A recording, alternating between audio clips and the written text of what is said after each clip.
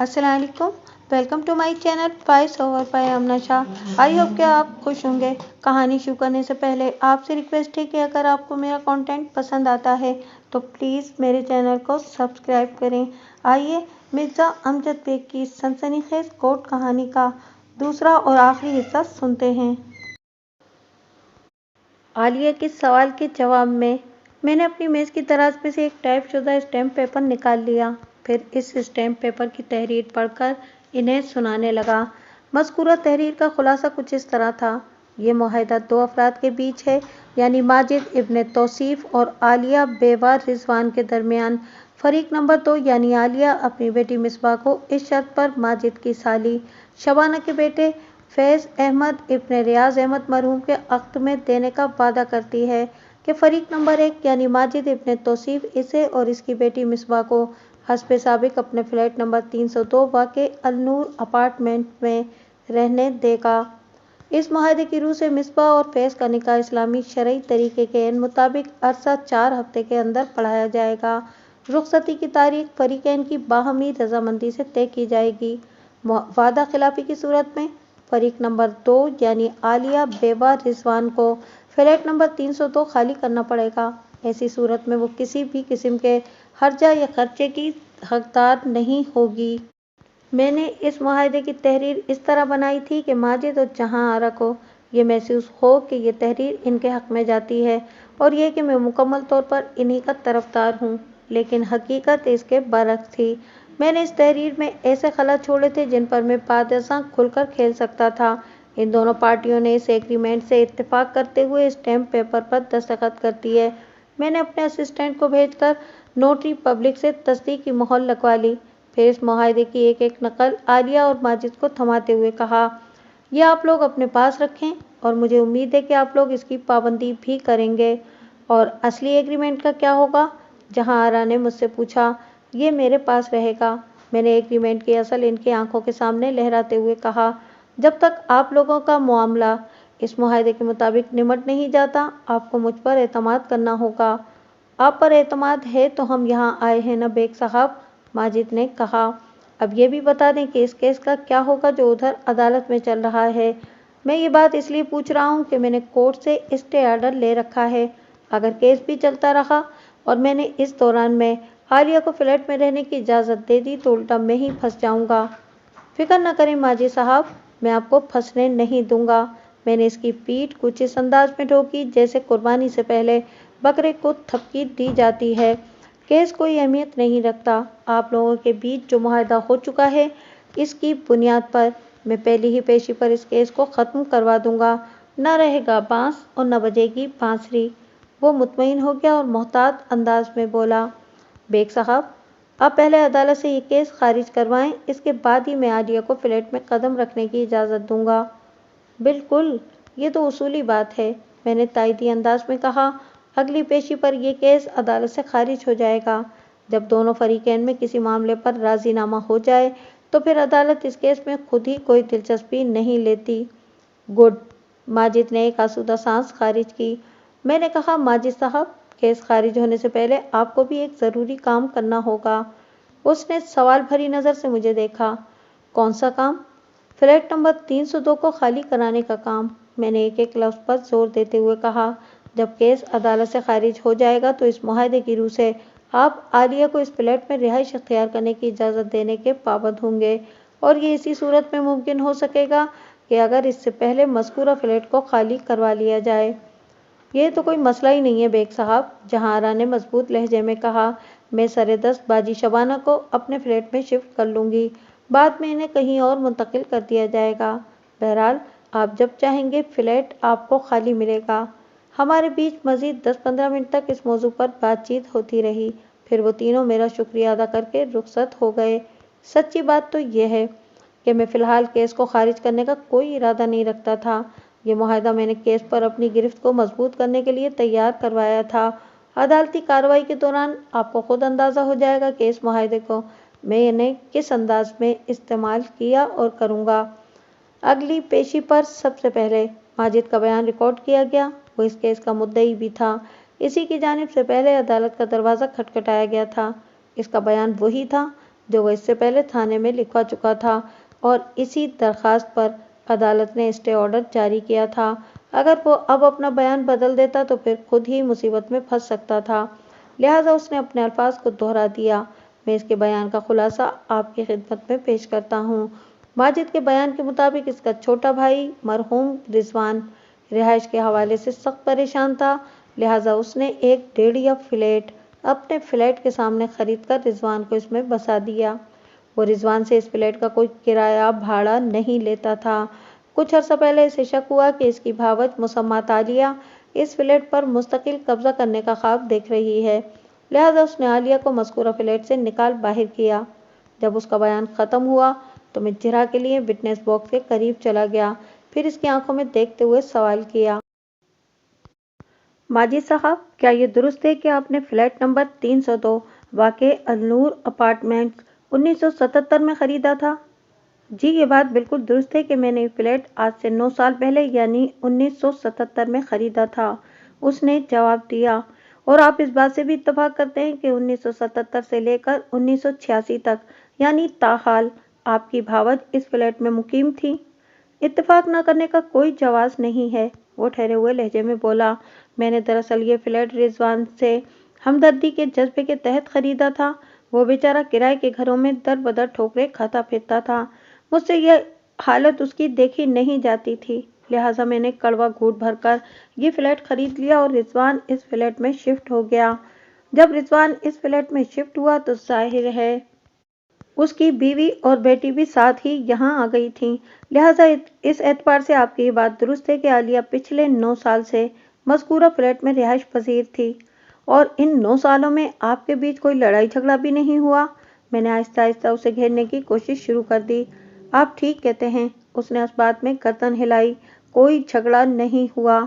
मुझे पता चला है कि 2 साल पहले आपकी बीवी मुसम्मा सफ़िया का इंतकाल हो गया था। मैंने सिलसिला सवालात को आगे बढ़ाते हुए कहा, सफ़िया मरहुमा के साथ आपने अज़दवाजी रिफ़ाक़त के 15 साल गुजारे थे। वो आपकी एक अच्छी दोस्त भी थी। जी बिल्कुल, आपको बिल्कुल सही पता चला है, वो ख़ौफ़नाक लहजे में बोला। मैं सफ़िया को अब भी याद करता हूँ, वो मुझे समझती थी। मुझे ये भी पता चला है कि मरहूम सफ़िया के साथ आलिया के बहुत अच्छे ताल्लुकात थे। मैंने कहा, इनकी गाड़ी चलती थी और इसी प्यार और मोहब्बत में आलिया बसत शौक आपके घर का सारा काम भी कर दिया करती थी। सफ़िया थी ही इतनी अच्छी कि हर कोई इस पर जान निसार करने के लिए तैयार हो जाता था। वो पुरख्याल अंदाज में बोला, ये सच है कि आलिया ने सफ़िया की बहुत खिदमत की थी। मैं माजिद के जज्बात से खेलकर उसे रफ्ता रफ्ता अपनी गिरफ्त में ला रहा था। मैंने उसके चेहरे पर निगाह जमाते हुए कहा, और ये भी सच है कि सफ़िया के इंतकाल के बाद भी आलिया ने अपनी खू को तब्दील नहीं किया। ये और उसकी बेटी आपकी खिदमत में लगी रही थीं। आपके खाने पीने आराम का बहुत ख्याल रखा था इन्होंने। आपको कभी किसी कमी का एहसास नहीं होने दिया। ये दोनों माँ बेटी पूरी जाँ फशानी से आपकी खिदमत में जुटी रहती थीं। उसने एक मरतबा फिर इस बात में जवाब दिया। फिर क्या वजह है? मैंने एक एक लफ्ज़ पर जोर देते हुए कहा कि अचानक आप लोगों के बीच इख्तिलाफात इस नहज को पहुंच गए कि आपने इसे अपना फ्लैट खाली करवा लिया। मेरी तरफ से तो कोई इख्तिलाफ नहीं था, वो अपनी सफाई पेश करते हुए बोला। आलिया ही का दिमाग खराब हो गया था। किसी भी शख्स का दिमाग खामखा खराब नहीं हो जाता माजिद साहब, मैंने कहा। खराबी दिमाग का कोई ना कोई सबब ज़रूर होता है, और आपको पता है इस सिलसिले में इंसानी नफ्सियात की रिसर्च क्या कहती है? मुझे नहीं मालूम, आप बताएं, वो पलके झपकाते हुए बोला। मैंने बताया कि माहिरीन नफ्सियात का ये कहना है कि अगर किसी शख्स का दिमाग ख़राब हो जाए तो इसका इलाज शुरू करने से पहले इस शख्स के माहौल का जायज़ा लेना ज़रूरी है। ज़्यादातर केसेस में यही देखने में आता है कि इस शख्स को नहीं बल्कि इसके इर्द गिर्द बसने वाले लोगों को इलाज की ज़रूरत होती है, जिनके नारवा सलूक के सबब इस शख्स का दिमाग ख़राब हो जाता है। लम्हाती तवक्कुफ़ करके मैंने एक गहरी सांस ली, फिर अपनी बात मुकम्मल करते हुए कहा, क्या आलिया के माहौल में कोई ऐसी नाखुशगवार सूरत हाल पैदा हुई थी जिसने उसका दिमाग ख़राब कर दिया हो? नहीं जनाब, ऐसा तो कुछ भी नहीं था, वो उलझन ज़दा अंदाज में बोला। इसकी समझ में नहीं आ रहा था कि मैं किस किस्म की जिरह कर रहा हूँ, और मेरी यही कोशिश थी कि जब तक मैं अपना काम ना कर लूँ इसकी समझ में कुछ आए भी नहीं। माजिद साहब, हाल ही में आपने दूसरी शादी की है, मैंने उसकी आंखों में देखते हुए कहा। कोई लगभग 2-2.5 माह पहले। जी मैंने दूसरी शादी की है, उसने जवाब दिया। फिर पूछा, क्या दूसरी शादी करना कोई जुर्म है? नहीं जनाब, हरगिज कोई जुर्म नहीं, मैंने ज़ेरे लब मुस्कुराते हुए जवाब दिया। आपने तो अपनी पहली बीवी के इंतकाल के 2 साल बाद दूसरी शादी की है। अगर आप सफिया की जिंदगी में भी दूसरी शादी रचा लेते तो कानूनन और शरन इसकी गुंजाइश निकाली जा सकती है, लेकिन मैंने दानिस्तर जुमला अधूरा छोड़ा तो वो पूछे बिना न रह सका, लेकिन क्या वकील साहब? मैंने महसूस किया कि इस दौरान में जज बड़ी दिलचस्पी से अदालती कार्रवाई को समाप्त कर रहा था और मेरा अंदाज़े चिरा इसे पसंद आ रहा था। लेकिन ये कि मैंने माजिद की तरफ देखते हुए कहा, अमन सुकून के क़याम के लिए ज़रूरी है कि माहौल अदम तवाज़ुन का शिकार न हो, और आपने इस तवाज़ुन का ख्याल नहीं रखा था। मैं समझा नहीं। उसकी उलझन में और इजाफा हो गया। आखिर आप कहना क्या चाह रहे हैं? मैंने सुना है कि आपकी दूसरी बीवी जहांआरा बहुत मगरूर और मिजाज की तेज औरत हैं, मैंने गहरी संजीदगी से कहा, और इनकी आलिया से बिल्कुल भी नहीं बनती। अव्वल रोज ही से इनके बीच लड़ाई झगड़े शुरू हो गए थे। ये ठीक है कि आलिया और जहांआरा में महाजाराई शुरू हो चुकी थी, लेकिन मैं समझता हूँ कि इसमें ज्यादा कसूर आलिया ही का था। मसलन आलिया का क्या कसूर था? मैंने पूछा। आलिया एक तंग नजर और हासिद औरत है, वो बड़ी ढिठाई से बोला। जहांआरा की खुशी इससे देखी नहीं गई और बात बेबाद उसने फितने खड़े करने शुरू कर दिए। आलिया तंग नजर और हासिद औरत है, मैंने कहा, और इसके अल्फाज दोहराते हुए कहा, और आपने अपने बयान में मोअज़्ज़िज़ अदालत को यह भी बताया है कि आपको शक हुआ था कि आलिया आपके फ्लैट पर कब्जा करने का इरादा रखती है, लिहाजा आपने बज़ोर बाजू इससे फ्लैट खाली करवा लिया। जी बिल्कुल, मुझे इसकी नीयत पर शुबा हो गया था, वो ताइदी अंदाज में गर्दन हिलाते हुए बोला। इसके अलावा मैं इन दोनों के झगड़ों से इस कदर तंग आ गया था कि मुझे इसके सिवा कोई चारा दिखाई न दिया कि आलिया से फ्लैट खाली करवा लूं। आपने कभी आलिया और जहांआरा के झगड़े को निपटाने की कोशिश नहीं की थी? मैंने पूछा। एक आपकी बीवी थी और दूसरी भावज। मेरा ख्याल है कि आप इस घरेलू मसले को घर के अंदर ही हल कर सकते थे। मैंने अपनी बिसात भर कोशिश करके देख ली थी और नाकाम हो गया था, वो बेबसी से कंधे उचकाते हुए बोला। इसीलिए अदालत का दरवाजा खटखटाने पर मजबूर हुआ था। आप गलत बयानी से काम ले रहे हैं माजिद साहब, मैंने तेज लहजे में कहा। आपने पहले अपनी ताकत का मुजाहरा करते हुए आलिया के सामान को फ्लैट से बाहर फेंकवाया था, इसके बाद अदालत का रुख किया था। चुनाचे अज़रुए कानून आप एक संगीन जुर्म का इर्तिकाब कर चुके हैं, लेकिन मैं इस वक्त आपसे कुछ और जानना चाहता हूँ। मैंने देखा, जब मैंने इसके कानून को हाथ में लेने और संगीन जुर्म का इर्तिकाब करने की बात की थी तो उसके चेहरे पर हवाइयाँ उड़ने लगी थीं, मगर मेरे आखिरी जुमले पर उसने सुकून की सांस ली थी। आप मुझसे क्या जानना चाहते हैं? थूक निकलकर हलक को तर करते हुए उसने पूछा। बस यही कि मैंने अपने लहजे में ड्रामाई रंग भरते हुए कहा, क्या आलिया और जहांआरा में औरतों वाली अमूमी चपकलिशी थी या कोई लेन देन का मामला भी था? कैसा लेन देन? उसने चौंक कर मेरी तरफ देखा। मसलन ये कि जहांआरा ने आलिया से कुछ मांगा हो और आलिया ने साफ इनकार कर दिया हो, मैंने मायना खेज अंदाज में कहा। उस पर जहांआरा को गुस्सा आ गया हो और उसने आपके कान भरे हों और नतीजतन आपने आलिया को इस फ्लैट से बेदखल कर दिया हो। नहीं जनाब, ऐसी कोई बात नहीं, वो बेसाख्ता बोल उठा। अगले ही लम्हे उसके चेहरे पर ऐसे तासुरात नमूदार हुए जैसे उसे अपनी गलती का एहसास हो गया हो। मैंने एएसआई की जानिब देखते हुए कहा, तफ्तीशी अफसर साहब, आपकी रिपोर्ट इस सिलसिले में क्या कहती है? एएसआई ने कठेरे में आकर मेरे सवाल का जवाब दिया। मैंने मौके पर जाकर देखा और जो तफ्तीश की थी इससे पता चलता है कि आलिया और जहांआरा के बीच किसी रिश्ते के लेन देन का तनाज़ा था। माजिद मेरी जरा से पहले ही काफ़ी नर्वस हो चुका था। तफ्तीशी अफसर की गवाही ने इसे और भी परेशान कर दिया। इसकी समझ में न आया कि क्या कहे। जब इंसान की समझ काम करना छोड़ दे तो फिर इसे सामने की बात भी नजर नहीं आती। इस मौके पर माजिद सच बोलकर अपनी पोजीशन को वाज़ेह कर सकता था, लेकिन अफरा तफरी में इसके मुंह से निकल गया, ऐसी कोई बात नहीं ऑफिसर, किसी ने आपको गलत बताया है। मैं ऐसे ही किसी मौके का मुंतजिर था, मैंने उसकी आंखों में देखते हुए कहा। माजिद साहब, हकीकत यह है कि आपकी बीवी जहांआरा ने अपने एक एब नॉर्मल भांजे के लिए आलिया की बेटी का रिश्ता मांगा था, लेकिन जब आलिया ने ये रिश्ता देने से इनकार कर दिया तो आप आलिया के दुश्मन हो गए और एक रात इनकी अदम मौजूदगी में आपने इनका सामान बाहर फेंकवा कर फ्लैट पर कब्जा कर लिया। फिर मैंने रूए सुखन जज की जानिब मोड़ते हुए कहा, जनाब आली, मैं हवा में तीर नहीं चला रहा और न ही तफ्तीशी अफसर की रिपोर्ट पर इन्हिसार कर रहा हूँ। میرے پاس اپنی بات کو ثابت کرنے کے لیے مصدق کا ٹھوس ثبوت موجود ہے۔ کیسا ثبوت وکیل صاحب؟ جج نے مجھ سے پوچھا۔ میں نے اپنی فائل میں سے اس ایگریمنٹ کی ایک نقل نکال کر جج کی جانب بڑھا دی، جو چند روز قبل میرے دفتر میں عالیہ اور ماجد کے مابین تیار کیا گیا تھا۔ جج نے بغور اس معاہدے کو پڑھا تو صورتحال اس پر واضح ہو گئی۔ اس نے ماجد سے استفسار کیا، آپ اس معاہدے کے بارے میں کیا کہتے ہیں؟ میں آپ کے سوال کا جواب نہیں دوں گا، وہ برہمی اور مایوسی کی ملی جلی کیفیت کے ساتھ بولا۔ مسٹر ماجد، جج نے غصیلی نظر سے ماجد کی طرف دیکھتے ہوئے کہا، عدالت کے وقار کا خیال رکھیں، ورنہ توہین عدالت میں آپ کو جیل بھی ہو سکتی ہے۔ جیل کا نام سنتے ہی اس کے اوسان خطا ہو گئے۔ جج کو کوئی جواب دینے کے بجائے اس نے میری جانب دیکھا اور نفرت آمیز لہجے میں بولا، آپ نے میرے ساتھ دھوکہ کیا ہے، آپ مجھے جانتے نہیں ہو، میں بہت خطرناک انسان ہوں، بہت جلد آپ کو اس دھوکے بازی کا انجام پتہ چل جائے گا۔ Point is to be noted your honour, میں نے جج کی جانب دیکھتے ہوئے احتجاجی لہجے میں کہا، اس کیس کا مدعی مجھے خطرناک نتائج کی دھمکیاں دے رہا ہے، اور وہ بھی بھری عدالت کے سامنے۔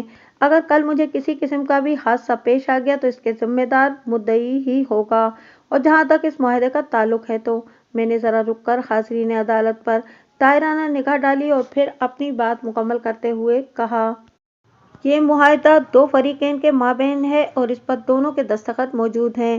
میں نے نہ تو یہ ایگریمنٹ اپنی مرضی سے تیار کیا ہے اور نہ ہی گن پوائنٹ پر ان سے دستخط کرائے ہیں۔ دونوں پارٹیاں اس معاہدے کے لیے راضی تھیں تو یہ تحریر وجود میں آئی ہے۔ جناب اعلیٰ، مدعی نے اپنی بھاوج پر دباؤ ڈالنے کے لیے اسے گھر سے بے گھر کیا ہے۔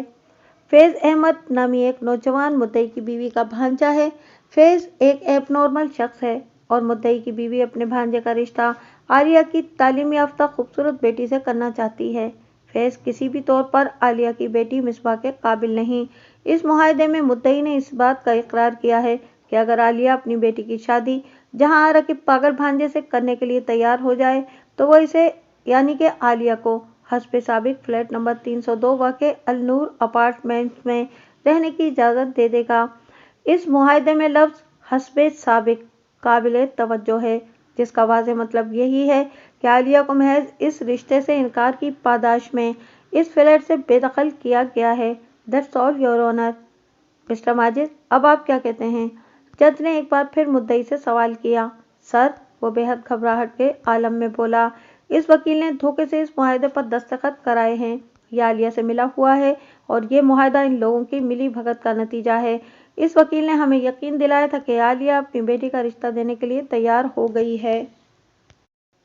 اس وکیل نے میری بیوی کو اپنی باتوں کے شیشے میں اتار لیا تھا۔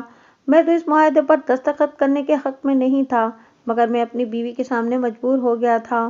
یہ ٹھیک ہے کہ آپ نے اپنی بیوی کے مجبور کرنے پر دستخط کیے تھے، جج نے معتدل انداز میں کہا، لیکن عدالت یہ جاننے میں دلچسپی رکھتی ہے کہ آیا آپ اس معاہدے کے مضمون سے اتفاق کرتے ہیں، یعنی اگر عالیہ اپنی بیٹی مصباح کا رشتہ آپ کی بیوی جہاں آرا کے بھانجے فیض احمد سے کرنے پر راضی ہو جائے تو آپ عالیہ اور اس کی بیٹی مصباح کو فلیٹ نمبر 302 واقع النور اپارٹمنٹ میں رکھنے پر تیار ہو جائیں گے؟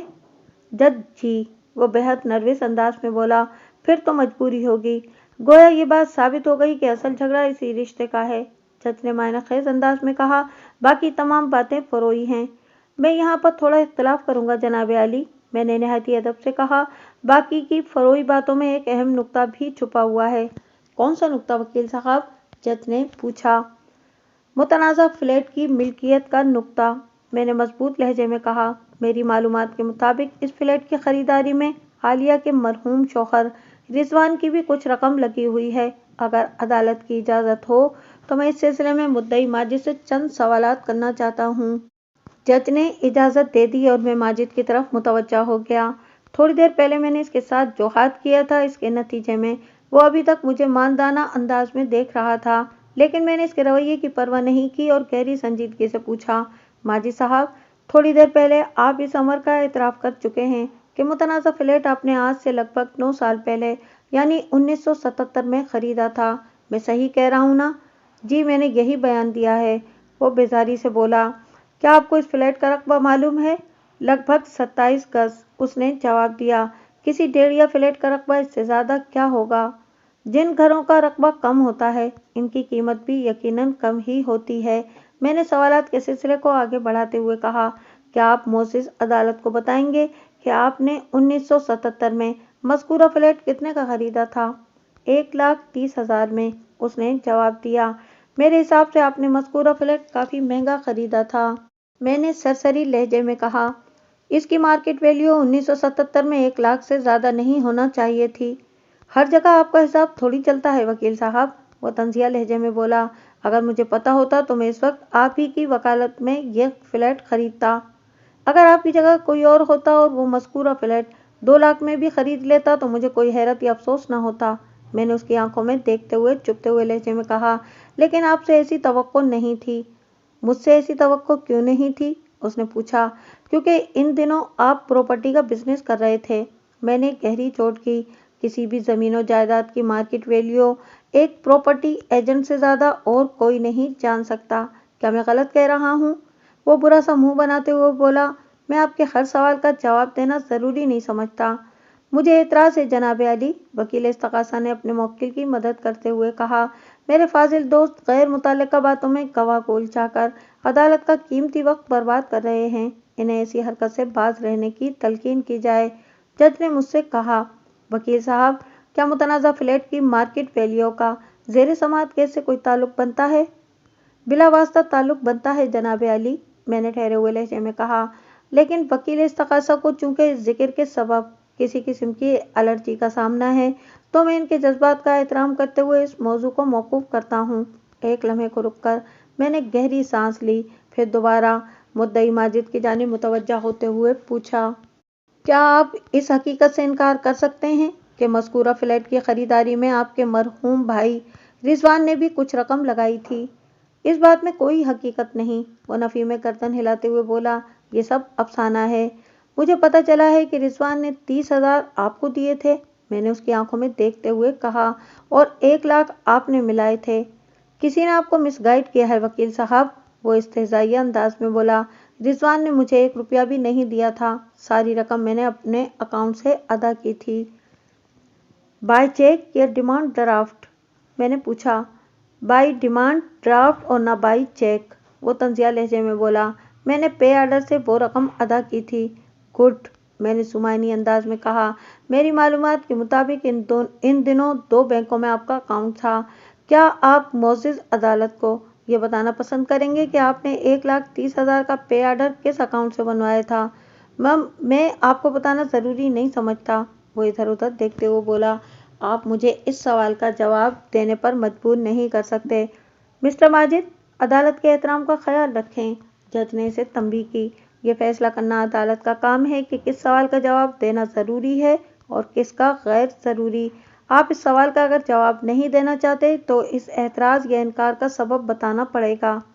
سر، یہ ضروری تو نہیں کہ انسان کا سارا پیسہ بینک میں ہی رکھا ہو، وہ بات بنانے کی کوشش کرتے ہوئے بولا۔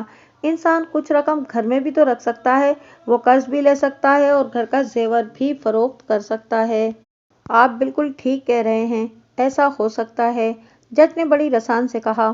آپ شاید وکیل صاحب کا سوال سمجھ نہیں سکے۔ انہوں نے یہ نہیں پوچھا کہ آپ کے پاس 1,30,000 کہاں سے آئے۔ ان کا سوال یہ ہے کہ آپ نے وہ پے آرڈر کس بینک سے بنوایا تھا۔ پیسہ کہیں سے بھی آیا ہو، پے آرڈر تو بینک ہی سے بنے گا نا۔ جناب، 30,000 میرے گھر پر رکھے تھے اور 1,00,000 میں نے اپنے اکاؤنٹ سے نکلوائے تھے، ماجد نے جواب دیا۔ کس اکاؤنٹ سے؟ میں نے تیکھے لہجے میں استفسار کیا۔ وہ ایک دم گھبرا گیا، پھر لکنت زدہ لہجے میں بولا، مجھے یاد آیا، میں نے فلیٹ کی پیمنٹ کیش کی تھی، مگر تھوڑی دیر پہلے تو آپ نے بتایا ہے کہ فلیٹ کی پیمنٹ بائی پے آرڈر کی گئی تھی۔ جج نے تیکھی نظر سے اسے گھورا۔ وہ میں بھول گیا تھا، وہ شکستہ لہجے میں بولا۔ دراصل اس کیس نے میرے ذہن کو اتنا الجھا دیا ہے کہ یادداشت بھی متاثر ہوئی ہے۔ جج کو بخوبی اندازہ ہو گیا تھا کہ کیس کا مدعی صریحاً دروغگوئی سے کام لے رہا تھا، جب بھی وہ مسلسل مجھے ناپسندیدہ نظر سے گھور رہا تھا۔ میں نے پریشان حال مدعی کی جانب متوجہ ہوتے ہوئے کہا، ماجد صاحب، قبل اس کے کہ آپ اپنی یادداشت چلے جانے کا کوئی فلمی ڈرامہ رچائیں اور ہمیں آپ کے سر پر ڈنڈے برسا کر یادداشت کو واپس لانا پڑے، میرے چند اہم سوالات کے جوابات دے دیں۔ اس کے بعد اگر آپ کا دل چاہے تو کوما میں بھی جا سکتے ہیں۔ اب وہ پوری طرح میری گرفت میں آ چکا تھا۔ وہ پریشان نظروں سے دائیں بائیں نگاہ دوڑا رہا تھا۔ میں نے کڑے لہجے میں استفسار کیا، کیا آپ ثابت کر سکتے ہیں کہ آپ نے 1,30,000 کی رقم کیش پیمنٹ کی تھی؟ آپ نے جس شخص سے یہ فلیٹ خریدا اس نے آپ کو رقم کی وصولی کی کوئی رسید وغیرہ تو یقیناً دی ہوگی۔ نہیں، میرے پاس ایسا کوئی ثبوت نہیں ہے، وہ نفی میں گردن ہلاتے ہوئے بولا۔ اس بندے نے مجھے رسید دی تو تھی مگر میں نے سنبھال کر نہیں رکھی۔ اور کتنے جھوٹ بولنے کا ارادہ ہے؟ میں نے اس کے چہرے پر نگاہ جماتے ہوئے سوال کیا۔ مم، میں نے کوئی جھوٹ نہیں بولا، وہ کمزور لہجے میں بولا۔ تم نے پے در پہ جھوٹ بول کر عدالت کی آنکھوں میں دھول جھونکنے کی کوشش کی ہے، میں نے کرخت لہجے میں کہا۔ جس وقت تم نے 302 نمبر ڈیڑیا فلیٹ خریدا تمہارے اکاؤنٹ میں 1,05,000 کی رقم موجود تھی، پھر تم نے 30,000 مزید اپنے اکاؤنٹ میں جمع کرائے، اس طرح تمہارے اکاؤنٹ میں 1,35,000 کا بیلنس ہو گیا، جس میں سے تم نے 1,30,000 کا پے آرڈر بنوا کر فلیٹ کے مالک کو پیمنٹ کی تھی۔ میں یہ بات خالی خولی نہیں کر رہا، میرے پاس اپنے اس دعوے کا پکا ثبوت بھی ہے۔ اس کی حالت غیر ہونے لگی، چہرہ ایک دم مرجھا گیا، اس کے ہونٹوں سے لرزتی ہوئی آواز برآمد ہوئی، پانی۔ جج نے اس کی پکار پر توجہ دیے بغیر مجھ سے استفسار کیا، وکیل صاحب، آپ کے پاس کس قسم کا پکا ثبوت ہے؟ کیا آپ نے 9 سال پرانا بینک کا ریکارڈ نکلوایا ہے؟ بینک ریکارڈ نہیں یور آنر، میں نے گہری سنجیدگی سے کہا۔ میں اس بندے کو ٹریس کرنے میں کامیاب ہو گیا ہوں جس سے مدعی نے وہ فلیٹ خریدا تھا۔ اس شخص کا نام بہادر علی ہے اور آج کل وہ عائشہ منزل کے علاقے میں رہتا ہے۔ اگر عدالت میری بات کی تصدیق کو چیک کرنا ضروری سمجھے گی تو میں بہادر علی کو عدالت میں بطور گواہ پیش بھی کر دوں گا۔ بہادر علی کا نام مجھے ڈاکٹر اکرم سے معلوم ہوا تھا، باقی ساری اسٹوری میں نے خود بنائی تھی۔ میں نہ تو بہادر علی سے کبھی ملا تھا اور نہ ہی یہ جانتا تھا کہ وہ اس وقت کہاں ہوگا۔ بعض اوقات ماجد جیسے بھوتوں سے نمٹنے کے لیے لاتوں کا بے دریغ استعمال کرنا پڑتا ہے۔ میری یہ فکشن اسٹوری اسی سلسلے کی ایک کڑی تھی۔ ڈاکٹر اکرم چونکہ گزشتہ 25 سال سے وہاں رہ رہا تھا اور النور اپارٹمنٹس کی بلڈنگ اس کی آنکھوں کے سامنے بنی تھی، لہٰذا وہ وہاں کے فلیٹ مالکان سے اچھی طرح واقف تھا۔ میرے انکشاف نے ماجد کی رہی سہی ہمت کا بھی سوا ستیہ ناش مار دیا۔ اپنے قدموں پر کھڑا رہنا اس کے بس میں نہ رہا، وہ کٹہرے کے فرش پر اکڑوں بیٹھ گیا اور پانی کی گردان کرنے لگا۔ جج نے متعلقہ عدالتی عملے کو اسے پانی پلانے کی ہدایت کی اور پھر مجھ سے بولا، وکیل صاحب، آپ کی جرح مکمل ہو گئی یا کوئی اور سوال بھی کرنا چاہیں گے؟ جناب عالی، مدعی نے لگاتار در و کوئی سے کام لیا ہے، میں نے اپنے کیس کو مضبوط بناتے ہوئے کہا۔ اس کی عیاری اور مکاری معزز عدالت پر عیاں ہو چکی ہے۔ اس بات میں کسی شک کی گنجائش نہیں کہ مذکورہ متنازع فلیٹ کی خریداری کے وقت عالیہ کے مرحوم شوہر نے 30,000 اپنے پاس سے دیے تھے، لیکن مدعی اپنے چھوٹے بھائی کی اس رقم کو ہڑپ کرنے کی نیت رکھتا ہے، لہٰذا عدالت کو چکر دینے کے لیے یہ جھوٹ پر جھوٹ بولتا چلا گیا۔ تو جناب، مدعی کا جھوٹ عدالت کے سامنے کھل چکا ہے۔ اس کی طبیعت ذرا سنبھل جائے تو میں اس سے صرف ایک سوال کرنا چاہوں گا، بس، اس کے علاوہ مجھے اور کچھ نہیں پوچھنا۔ 10 منٹ کے بعد ماجد دوبارہ اپنے قدموں پر کھڑا ہو چکا تھا، تاہم اس کی حالت نارمل نظر نہیں آتی تھی۔ میں اس کے چہرے پر نظر جماتے ہوئے بولا، ماجد، تمہاری بیوی اپنے جس بھانجے کی شادی عالیہ کی بیٹی مصباح سے کرنا چاہتی تھی، اس کے باپ کا کیا نام ہے؟ ریاض احمد، اس نے جواب دیا۔ میری معلومات کے مطابق فلیٹ نمبر 302 میں صرف فیض احمد اور اس کی والدہ یعنی تمہاری سالی شبانہ ہی شفٹ ہوئے ہیں، میں نے بدستور اس کی آنکھوں میں جھانکتے ہوئے کہا۔ یہ ریاض احمد ان لوگوں کے ساتھ کیوں نہیں رہتا؟ کیا وہ کراچی سے باہر کہیں گیا ہوا ہے؟ نہیں جناب، اس نے نفی میں گردن ہلائی۔ ریاض احمد کا کافی عرصے پہلے انتقال ہو گیا تھا، اب وہ اس دنیا میں نہیں ہے۔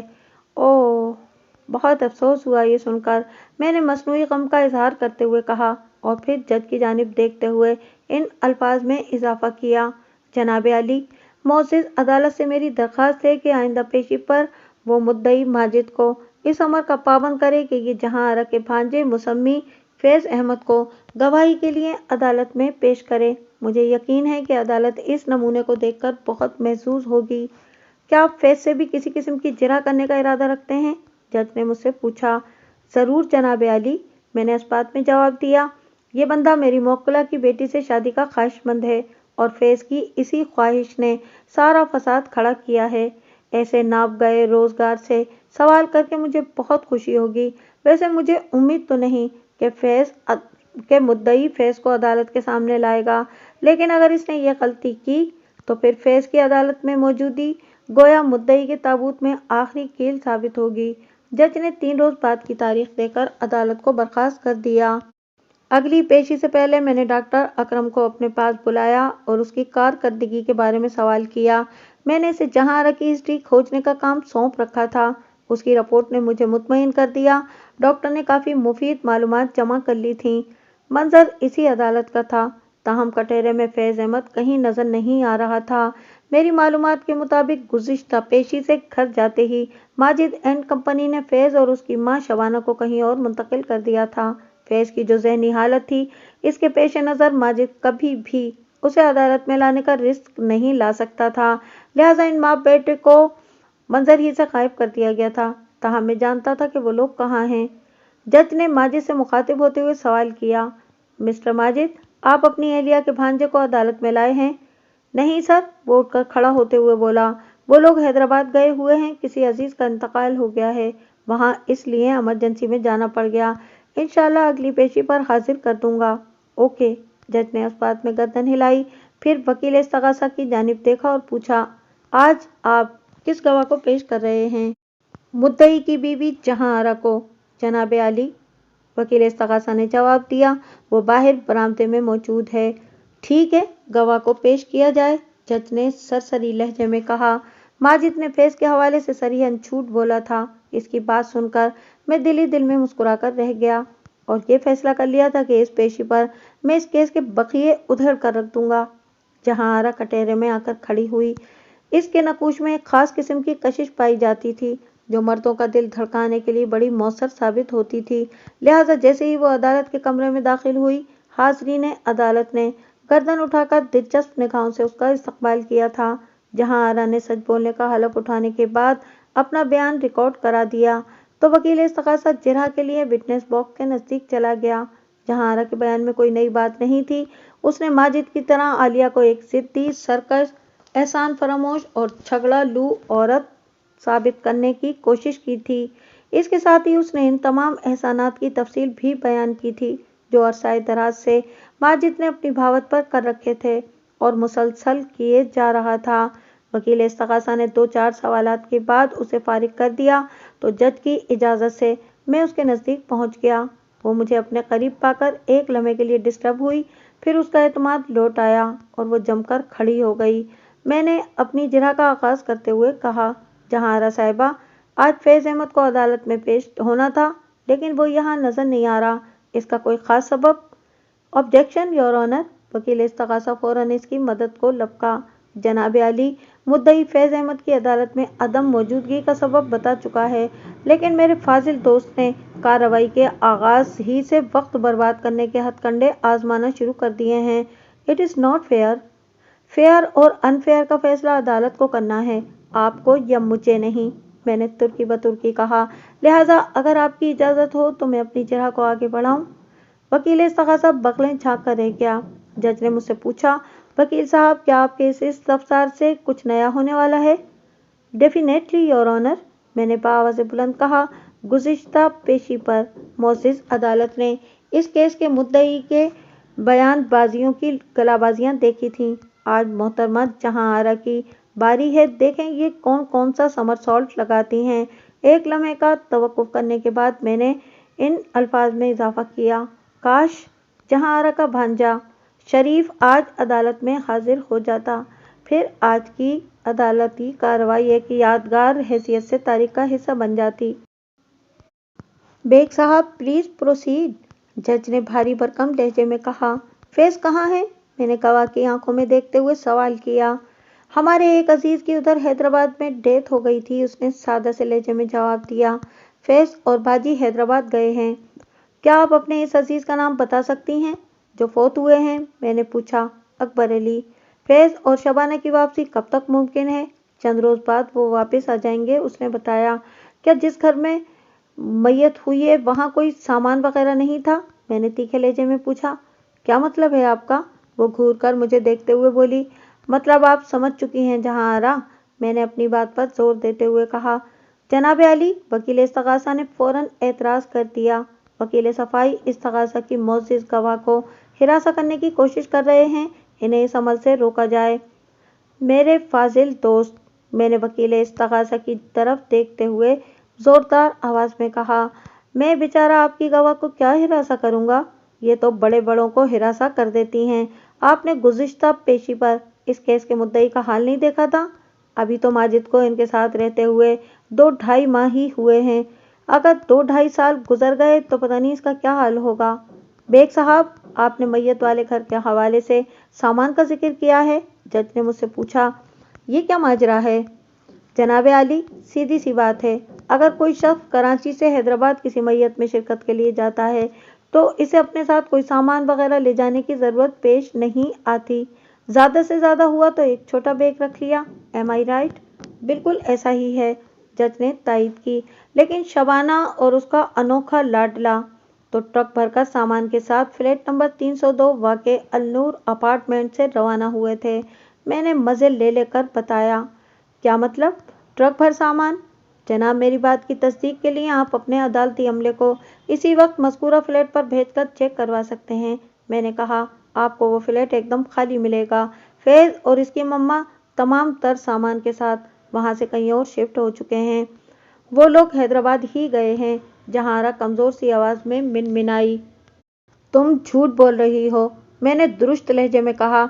तुम्हारे शौहर ने गुज़िश्ता पेशी पर अदालत में दरोगोई का जो ड्रामा शुरू किया था, इसकी दूसरी किस्त चलाने की ज़रूरत नहीं है। बेग साहब, अगर वो लोग किसी मैयत में हैदराबाद नहीं गए तो फिर कहाँ हैं? जज ने बेसाख्ता मुझसे इस्तफसार किया। कुरंगी 3.5, मकान नंबर 767C।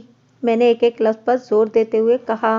वो लोग वहाँ किराए के मकान में शिफ्ट हुए हैं और ये हंगामी शिफ्टिंग महज इसलिए की गई है कि फैज़ को अदालत में पेश न करना पड़े, क्योंकि अगर फैज़ अदालत में आ जाता तो फिर इन लोगों की साजिश की कलई खुल जाना थी। वो एब नॉर्मल फैज़ तो इस काबिल भी नहीं कि किसी भूतनी से इसकी शादी हो।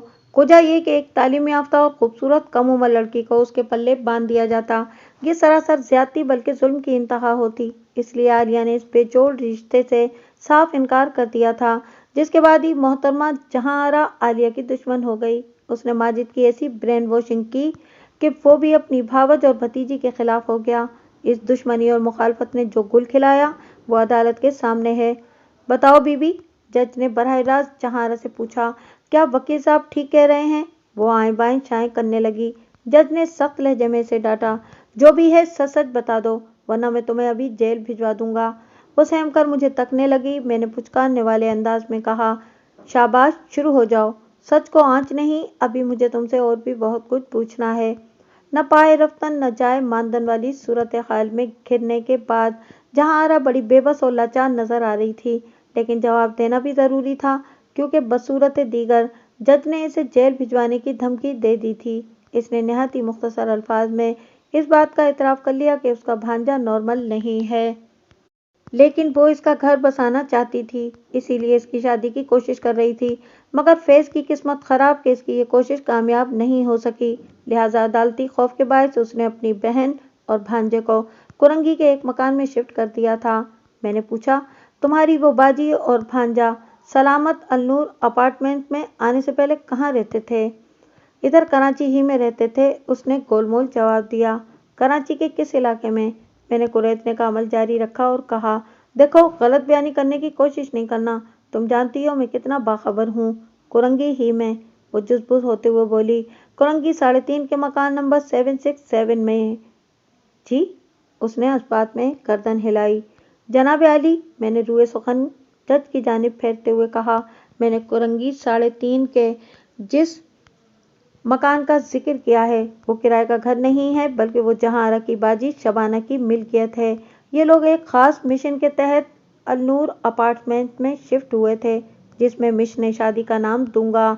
लेकिन जहांआरा को इस मिशन में कामयाबी नहीं हो सकी और जब यह खौफ पैदा हुआ कि फैज़ को अदालत में पेश करना पड़ेगा, तो शबाना और फैज़ अपने सामान के साथ वापस कुरंगी वाले मकान में शिफ्ट हो गए और हैदराबाद में किसी की मैयत का बहाना कर दिया। मुझे यकीन है कि माजिद भी इस हकीकत से वाकिफ नहीं कि कुरंगी वाला वो मकान शबाना की मिल्कियत है।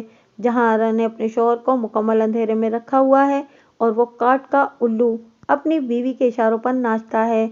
मैंने लम्हाती तवक्कुफ करके अदालत के कमरे में मौजूद माजिद की तरफ देखा। वह इन हक़ाइक़ की रूनुमाई पर पेचो-ताप खा रहा था और यकटुक गुस्से भरी निगाह से विटनेस बॉक्स में खड़ी जहां आरा को घूरता चला जा रहा था। मैंने अपने सिलसिला बयान को आगे बढ़ाते हुए कहा, जनाब आली, मेरी रिसर्च के मुताबिक जहां आरा एंड कंपनी जुराइम पेश अफराद का टोला है जिसके 3 अरकान ही से अभी तक मैं वाकिफ हो सका हूँ, यानी जहां आरा, फैज और शबाना। इनके साथ और कितने लोग शामिल हैं इसका पता चलवाना अदालत का काम है। पहले जहां आरा ने बूढ़े माजिद से शादी रचाई, फिर वो अपने भांजे की शादी आलिया की बेटी मिसबा से करने की कोशिश में लग गई। मेरा ख्याल है कि ये लोग माजिद की तमाम प्रॉपर्टी को खत्म करने का मंसूबा बनाए बैठे थे। मैं इसके अलावा भी जहां आरा के बारे में बहुत कुछ जानता हूँ। अगर मोअज़्ज़िज़ अदालत की इजाज़त हो तो मैं जहां आरा पर अपनी जरा को आगे बढ़ाना चाहूँगा। इजाज़त है, जज ने अपनी मखसूस आवाज़ में कहा। जहां आरा साहिबा, क्या ये सच है कि माजिद से आपकी दूसरी शादी थी? जी, ये सच है और मैंने माजिद को इस बारे में बता दिया था। वो बड़े एतमाद से बोली, आप चाहें तो इससे पूछ सकते हैं। मेरा तो इस वक्त सब कुछ आप ही से पूछने को दिल चाह रहा है, लिहाजा आप माजिद को बीच में न लाएं तो यह आपके लिए बेहतर होगा।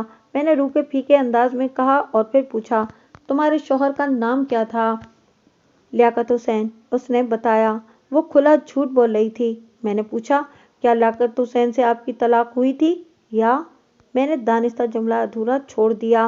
वो जल्दी से बोली, नहीं जी, लियाकत का इंतकाल हो गया था।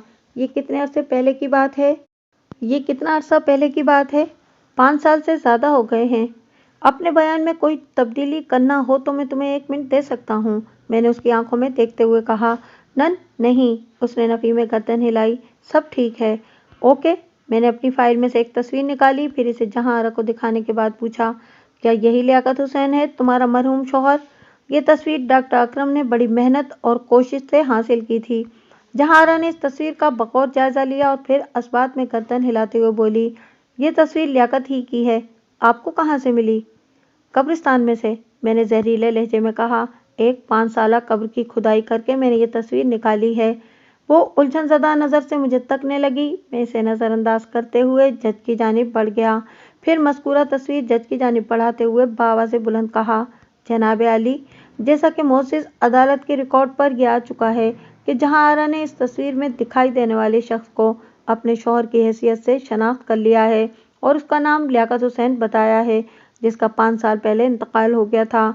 लेकिन मैंने ड्रामाई तवक्कुफ करके जहां आरा की तरफ देखा और कहा, थोड़ी देर पहले मैंने इस औरत से कहा भी था कि मैं बहुत बाखबर इंसान हूँ, लिहाजा ये मेरे साथ किसी किस्म की कलाबाजी के बारे में, चक्करबाजी के बारे में सोचे भी नहीं, लेकिन ये फिर भी बाज नहीं आई।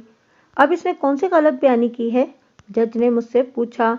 जनाब आली, मैंने ठहरे हुए लहजे में कहा, इस वक्त आपके हाथ में जिस शख्स की तस्वीर है उसका नाम लियाकत हुसैन नहीं बल्कि रियाज अहमद है, फैज़ अहमद का बाप। मगर जहां आरा ने फैज़ अहमद के बाप को अपने शौहर की हैसियत से शनाख्त क्यों किया? जज ने बेसाख्ता पूछा। इसलिए जनाब आली कि रियाज अहमद ही जहां आरा का शौहर है, मैंने कहा। इस औरत ने थोड़ी देर पहले अपने शौहर का नाम इसलिए गलत बताया था कि इसने माजिद को भी अपने साबिक शौहर का नाम लियाकत हुसैन ही बता रखा है।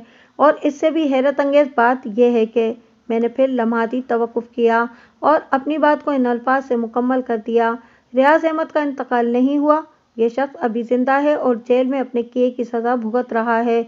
ओह! जज ने कुसीली नज़र से जहां आरा की तरफ देखा और पूछा, तुमने ये क्या चक्कर चला रखा है बीबी? ये मेरा ज़ाती मामला है, वो बिखरी हुई आवाज़ में बोली। मैं आपके किसी सवाल का जवाब नहीं दूंगी। बीबी, तुम होश में तो हो? जज ने गज़बनाक अंदाज में कहा। अब ये तुम्हारा ज़ाती मामला नहीं रहा, क्योंकि इसमें और भी बहुत से अफराद की ज़ात शामिल हो चुकी है। तुमसे जो पूछा जा रहा है इसका सीधा और सच्चा जवाब दो, वरना मैं तौहीन अदालत के जुर्म में तुम्हें तवील अरसे के लिए जेल भिजवा दूंगा। वो धुआंधार अंदाज में आंसू बहाने लगी। ऐसे ही आंसुओं के लिए मगरमच्छ के आंसुओं वाला मुहावरा बनाया गया था। उसके इन आंसुओं का मुझ पर कोई असर नहीं हो सकता था, क्योंकि मैं न सिर्फ इसकी असलियत जान चुका था बल्कि इस तल्ख हकीकत को अदालत के रिकॉर्ड पर लाने में भी कामयाब रहा था। जनाब आली, मेरी मालूमात के मुताबिक जहां आरा बदस्तूर अपने पहले शौहर रियाज अहमद की बीवी है, دونوں کے بیچ نہ تو علیحدگی ہوئی ہے اور نہ ہی طلاق اور نہ ہی ریاض کا انتقال ہوا ہے، بلکہ اس نے طیش میں آ کر جہاں آرا کے ایک آشنا شاہد علی کا قتل کر دیا تھا، جس کی سزا کے طور پر وہ پچھلے 3 سال سے جیل میں بند ہے۔ اس واقعے کی اخبارات میں اچھی خاصی کوریج بھی ہوئی تھی۔ انہی چٹپٹی خبروں کے چند نمونے میں نے حاصل کر لیے ہیں۔ پھر میں نے اپنی فائل میں سے 3 سال پرانے اخبارات کے چند تراشے نکال کر جج کی جانب بڑھاتے ہوئے کہا۔ آپ بھی ملاحظہ فرما لیں جناب۔ جج نے ان خبروں کو پڑھا تو اس کا چہرہ غصے سے لال ہو گیا۔ اس نے جہاں آرا کی جانب انگلی اٹھاتے ہوئے کہا، بی بی، تمہیں اندازہ بھی ہے کہ تم کتنے بڑے گناہ کی مرتکب ہوئی ہو؟ ایک شوہر کی موجودگی میں کسی دوسرے شخص سے شادی رچانا سنگین ترین جرم ہے، جس کی سزا کا تم تصور بھی نہیں کر سکتی۔ عدالت تو اس ڈائن کو جب سزا دے گی تو دے گی۔ ماجد نے دیوانگی کے عالم میں کہا، میرے پاس اتنا وقت نہیں ہے کہ میں اس بدکار عورت پر مقدمہ چلنے کا انتظار کروں۔ میں ابھی اپنے ہاتھوں سے اس کا گلا دبا کر کام تمام کر دیتا ہوں۔ بات ختم کرتے ہی اس نے جہاں آرا کی جانب دوڑ لگا دی۔ وہ ان لمحات میں پاگل ہوا جا رہا تھا۔ اس کی یہ دماغی کیفیت عین فطری تھی۔ ریاض احمد نے تو جہاں آرا کے آشنا کی زندگی کا چراغ گل کر کے جیل پالی تھی، لیکن ماجد گناہ کی اس پوٹ کو اپنے ہاتھوں سے جہنم واصل کر کے سینہ ٹھنڈا کرنا چاہتا تھا، مگر اس کی یہ خواہش پوری نہ ہو سکی۔ اس سے پہلے کہ وہ وٹنس باکس میں کھڑی جہاں آرا تک رسائی حاصل کر پاتا، متعلقہ عدالتی عملے نے اسے بیچ میں ہی دبوچ لیا اور قابو کر کے ایک طرف بٹھا دیا۔ جج نے جہاں آرا کی گرفتاری کا حکم دیتے ہوئے تفتیشی افسر سے کہا کہ وہ جلد از جلد چالان عدالت میں پیش کر دے۔ اس کے بعد اس نے عدالت برخاست کرنے کا اعلان کر دیا۔